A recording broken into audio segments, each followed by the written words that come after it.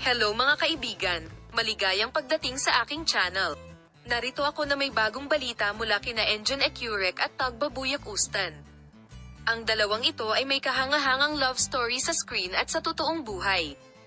Gayunpaman, kung tatanungin ko ang tungkol sa agenda sa mga nakaraang araw, nahaharap ako sa isang balita na opisyal na idineklara ni Engine Ecurek si Tagbabuyak Ustan bilang kanyang asawa at inihayag na dapat tanggapin ng kanyang pamilya ang katotohanan ito. Si Engine Ecurek at Tagbabuyak Ustan ay naging isa sa mga pinakasikat na mag-asawa sa screen sa pamamagitan ng pagpapakita ng mga hindi malilimutang karakter sa kasaysayan ng Turkish na telebisyon. Gayunpaman, isang katotohanan na hindi napapansin ng kanilang mga tagahanga ay ang pagkakaroon ng isang malalim na ugnayan sa pagitan ng dalawang aktor na ito, higit sa malupit. Noong una, may mga usap-usapan sa media, ngunit sa paglipas ng panahon, naging malinaw na patunay ng kanilang pag-iibigan ang malapit na pagkikita ng mag-asawa at ang panahong magkasama sila.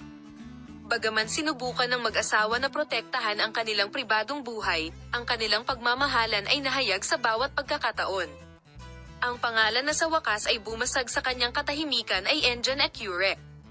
Pagharap sa pamamahayag, tinapos ni Engine Ecurek ang matagal ng mga haka-haka at opisyal na idineklara ang asawa ni Tagbabuyak Ustan sa kanyang pahayag.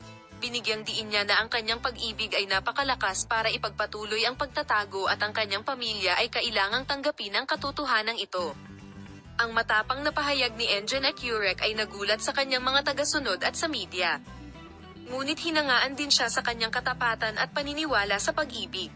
Dahil hindi lang ako naniniwala sa kapangyarihan ng pag-ibig kundi nangatwiran din na dapat ibahagi ng pamilya ang kaligayahang ito.